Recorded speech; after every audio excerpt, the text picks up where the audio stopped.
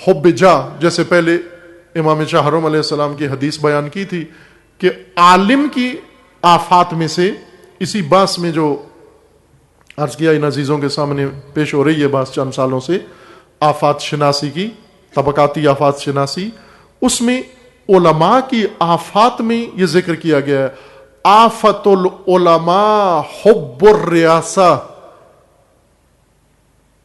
ریاست قیادت کو کہتے ہیں عربی زبان میں، اردو میں ریاست مملکت کا نام ہے، اور عربی میں ریاست رئیس، راس سے ہے، سرداری، حکمرانی، قیادت.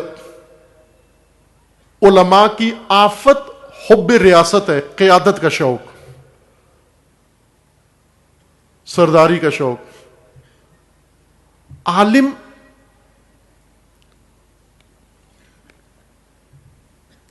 وارث نبی ہے، العلماء ورثۃ الانبیاء.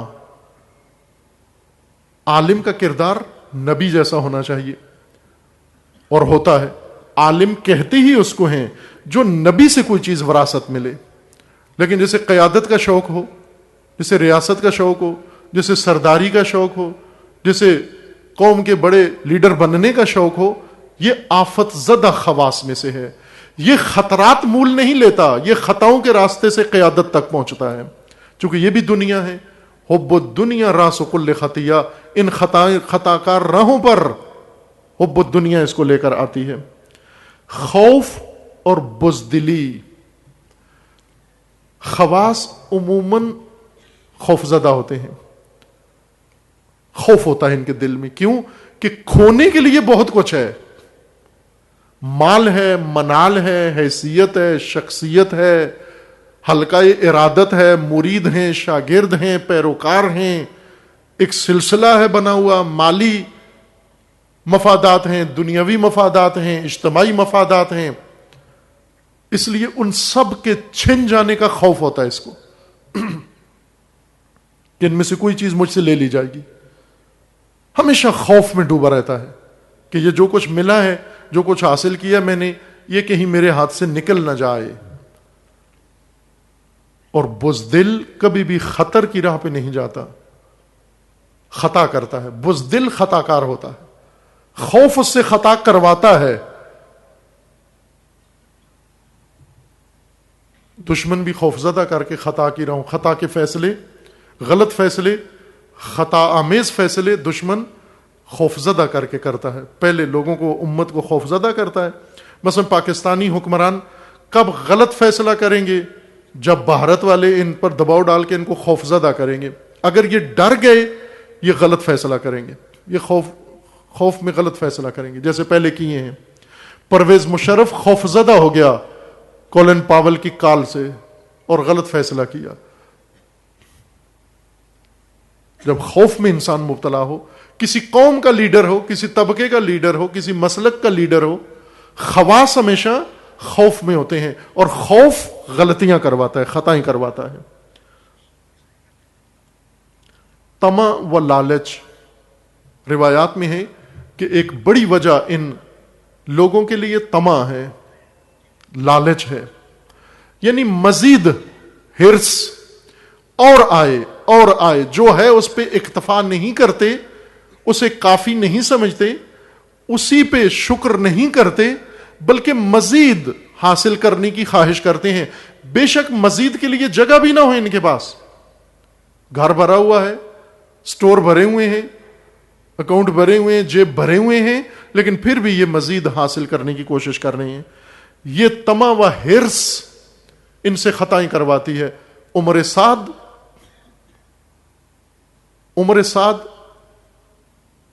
چند لحظے پہلے تک اتنا قابل اعتماد انسان تھا، اتنا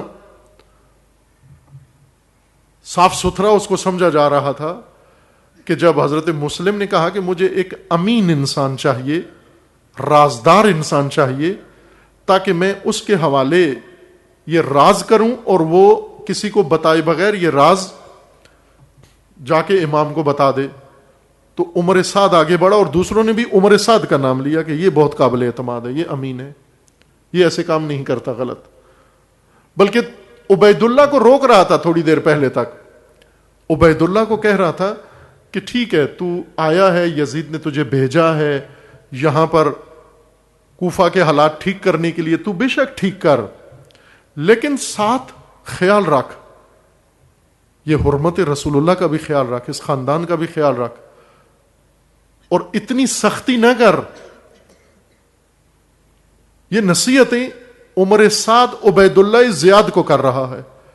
عبید اللہ زیاد نے بڑی معنی خیز نگاہوں سے عمر سعد کو دیکھا, چونکہ عبید اللہ زیرک تھا اور اس خواص کے اس اہم رکن کی کمزوری سمجھتا تھا اندر سے. اس نے کہا کہ بڑے دیکھ کے اس کو کافی دیر گھورا, اور پھر اس کے بعد عمر سعد سے کہا کہ حکومت رے کے بارے میں کیا خیال ہے تیرا؟ رے اس وقت کا رے افغانستان اور ایران اور بعض عرب علاقوں سمیت یہ حکومت رے سمجھی جاتی تھی. 3-4 ملک جو آج بنے ہوئے ہیں یہ ایک مملکت رے کی کہلاتی تھی. عبید اللہ نے کہا کہ رے کے حکومت کے بارے میں کیا خیال ہے؟ کہنے لگا کیا مطلب, واضح تر بات کرو. کہا واضح تر یہ ہے کہ یزید نے مجھ سے مشورہ مانگا ہے کہ رے کے علاقے کے لیے کوئی مناسب حکمران چاہیے جو وہاں کے حالات کنٹرول کر لے, تو میں نے عمر سعد کا نام پیش کیا ہے. جھوٹ بولا اس نے, نہ یزید نے یہ پوچھا اور نہ اس نے نام دیا, فقط اس خواص کو, اس وڈیرے کو, اس بڑے کو, اس سردار کو جال میں اتار رہا تھا. پھندا لگایا, کمند ڈالی اس کے اوپر. ابھی تک جو نصیحتیں کر رہا تھا کہ تھوڑا, اس طرح پنجابی والے کہتے ہیں لاہوری, ہاتھ ہولا رکھو, یہ عبید اللہ کو کہہ رہا تھا کہ ہاتھ ہولا رکھ, زیادہ سختی نہ کر, زیادہ تندی مت کر, یہ لوگ ہیں ان کو ذرا بہتر طریقے سے. اس نے کہا کہ کوفہ والے چموش ہیں, بے قابو ہیں, باغی ہیں, یہ کسی کے قابو نہیں آتے, تو سختی کرے گا تو خود مشکلات میں پڑ جائے گا. یہ عبید اللہ کو نصیحت کر رہا تھا. عبید اللہ نے یہ باتیں سن کر ہاں نہ نہیں کی, تھوڑی دیر وقفہ کر کے, اور کہا کہ حکومت رے کے بارے میں کیا خیال ہے, تیرا نام پیش کیا ہے. عمر سعد نے کہا یہ تو میری دیرینہ آرزو ہے, اس کے لیے تو کب کی تیاری کی ہوئی ہے میں نے, کہ رے کی حکومت اگر مل جائے, کہا بتا کیا کرنا ہے, ہر کام کرنے کے لیے تیار ہوں. کہا وہی جس سے مجھے روک رہا ہے وہ تجھے کرنا ہے. تو مجھے کہہ رہا ہے نا کہ سختی مت کر, تو مجھے کہہ رہا ہے کہ تندی مت کر, تو مجھے کہہ رہا ہے کہ جفا مت کر, وہی جو جس سے مجھے روک رہا ہے وہ تجھے کرنا ہے سارا کام. حاضر ہو گیا. پہلے البتہ تھوڑی سی اس نے مہلت مانگی غور و فکر کے لیے, لیکن دل کے اندر شدید خواہش تھی, اس لیے یہ خواص, عمر سعد خواص میں سے تھا, نمایاں شخصیات میں سے تھا, معتدل انسان سمجھا جا رہا تھا, دانا انسان سمجھا جاتا تھا, امین سمجھا جاتا تھا, لیکن ابھی ایک دم تیار ہو گیا اس جنایت کے لیے. اس نے کہا کہ میں یہ نہیں کہا حسین کو میں قتل کروں گا. عبید اللہ کہہ رہا تھا کہ گردن چاہیے, یہ کہتا تھا میں حسین کو تیرے سامنے آ کر تسلیم کرواؤں گا, بیعت کرواؤں گا, حسین کا ہاتھ پکڑ کے تیرے ہاتھ میں دوں گا. اور عبید اللہ کی, عمر سعد کی آخر تک یہ کوشش تھی کہ گردن حسین جھکائے, گردن کاٹنا نہیں چاہتا تھا. یہ تو حسین علیہ السلام کی تدبیر تھی کہ گردن کٹا دی, جھکائی نہیں. عمر سعد کی